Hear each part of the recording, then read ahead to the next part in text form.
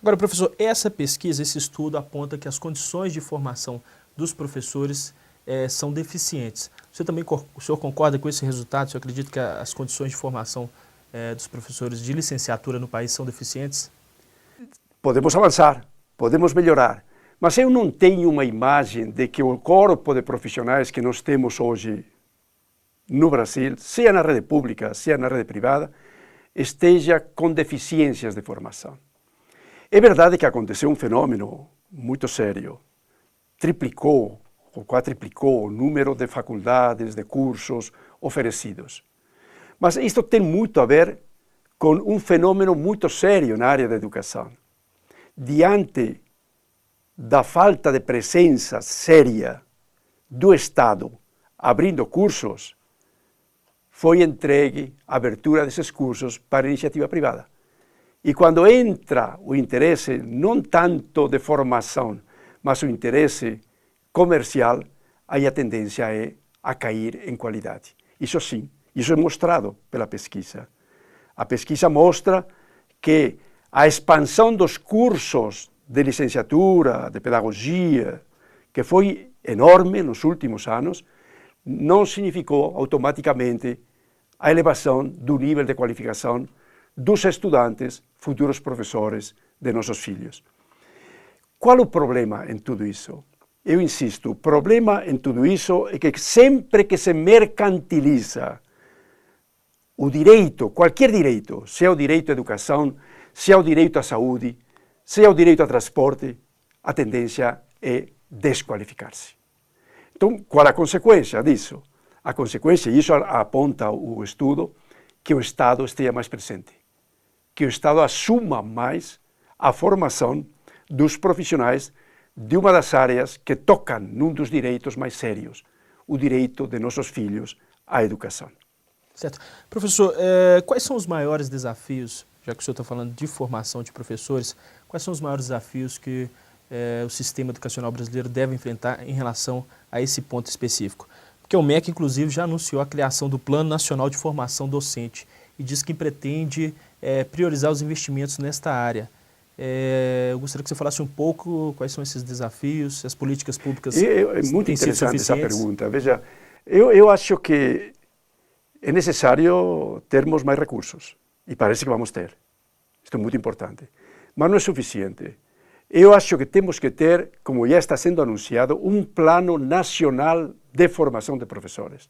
Ou seja, não podemos deixar a formação dos educadores, em cujas mãos ou em cujas salas de aula estarão, já digo, a infância, a adolescência, a juventude e até a vida adulta, os adultos de nossa sociedade, em mãos simplesmente de agências que os formam, cada uma de uma maneira, outras com tempo integral, outras com tempo curto, outras à distância, outras... Tem que haver uma política nacional.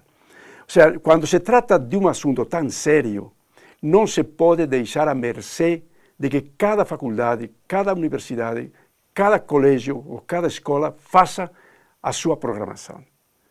Qual é a ideia? A ideia é que haja uma política nacional de educação. Eu sempre defendo que entre nós deixamos tudo o que é na área social, de saúde, de direito, de transporte, deixamos sempre ao mercado e falta a presença do Estado. Os direitos, e entre eles o direito à educação ou à saúde, só se garantem com o dever do Estado, com políticas de Estado. Então, a nossa esperança é que essa política nacional de educação unifique, que haja currículos únicos, material único, exigências de tempos únicos. Porque nós temos escolas aí anunciando em 2 anos você fica com nível superior. Sim. Em 2 meses você tem o título de essa... O senhor falou sobre currículo, uma das constatações dessa pesquisa também é de que os currículos não se voltam para as questões ligadas ao campo da prática profissional. Isso também deveria estar contemplado? Esta é uma questão muito delicada, muito delicada. Temos que ter um pouco de cuidado com isso. Porque, veja, a área médica, ela dá uma formação sólida de teoria médica, de conhecimento do corpo humano, como que o corpo humano reage, se forma, resiste, reage às doenças, etc. E depois, o concomitante vai ter práticas. Mas o que não podemos fazer é formar um profissional de educação praticista, que vai tentando a ver se o aluno aprende um pouquinho mais, um pouquinho menos. Ele planta bananeiras na sala de aula para ver se chama a atenção dos meninos. Isso não.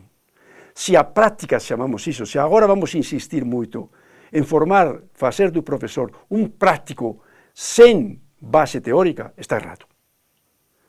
Hoje em dia, as questões de educação, aliás, sempre foi assim, as questões de educação exigem teoria pedagógica. Como que eu vou dar conta dos processos de aprendizagem, sobretudo de infâncias, adolescências, tão diferentes, tão machucadas, tão quebradas, que estão em outro lugar, menos na sala de aula, como que eu vou dar conta se eu não tenho uma teoria pedagógica séria sobre como a mente humana processa os processos de aprendizagem? Não tem jeito. Então, tenhamos um pouco de cuidado. Há uma tendência de que essa política nacional de educação insista muito em fazer do educador um praticista, aquele que aprende com a prática. A prática é muito importante. Se a prática não estiver bem orientada e bem embasada numa sólida fundamentação teórica, essa prática será o quê? Professor Miguel Arroyo, eu agradeço a sua participação e a gentileza da entrevista aqui para o programa Extra Classe. Tá bom, muito obrigado a vocês. Até uma próxima oportunidade. Confira agora as notícias da agenda.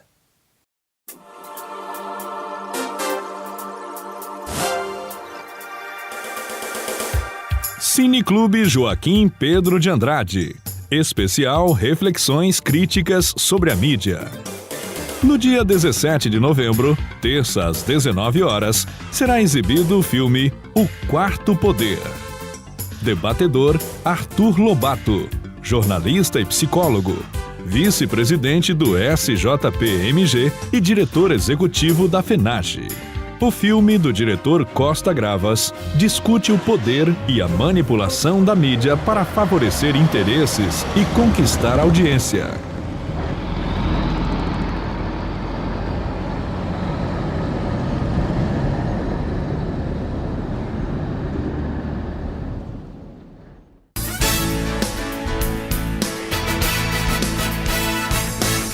Nós estamos agora em plena CONAE, a Conferência Nacional de Educação, onde se pretende criar um modelo articulado nacional entre todos os entes, o Estado, a União, o Estado, o município e a iniciativa privada, ou seja, um modelo que seja articulado. E, fundamentalmente, eu acho que o debate se está na questão que nós não podemos mais ter educação de governos. Governo A, governo B ou governo C. É preciso constituir um projeto de educação de Estado, independentemente de qualquer governo que esteja de plantão, seja aplicado aquele modelo e que esse modelo esteja, como diz a própria proposta, articulado entre os vários entes que compõem a rede de educação no país e que a gente possa incluir nessa rede o ensino privado. É preciso regulamentar o ensino privado e colocá-lo também nessa condição desse sistema nacional articulado. Então, esse é o grande objetivo que nós vamos tratar nessa CONAE, a Conferência Nacional de Educação, e esperamos que já no ano que vem, no Plano Nacional, no PDE, a gente tenha já algumas conquistas e avanços nessa área da construção desse novo modelo para o Brasil. Nós estamos agora, nos próximos dias, lançando a nossa campanha. Achamos que a campanha dos professores não poderá ficar restrita apenas à questão salarial, apesar de considerarmos que os salários são muito baixos, mas é preciso muito além na questão da saúde do professor, na questão do excesso de trabalho, na questão da formação. Então, nós estamos discutindo nessa campanha questões que ultrapassam a questão meramente salarial e vai de encontro a outras questões extremamente importantes no cotidiano da nossa profissão. Esperamos que a campanha seja vitoriosa e contamos com os professores da rede privada de ensino a envolver de corpo e alma nessa campanha que inicia agora nos próximos dias. A gente fica por aqui, mas para saber mais sobre o Sindicato dos Professores é só visitar o nosso site simprominas.org.br. Sua participação é muito importante. Envie sugestões e críticas para o endereço extraclasse@simprominas.org.br. E não perca na próxima semana a continuação da entrevista com o professor Miguel Arroio. Um grande abraço e até o próximo programa.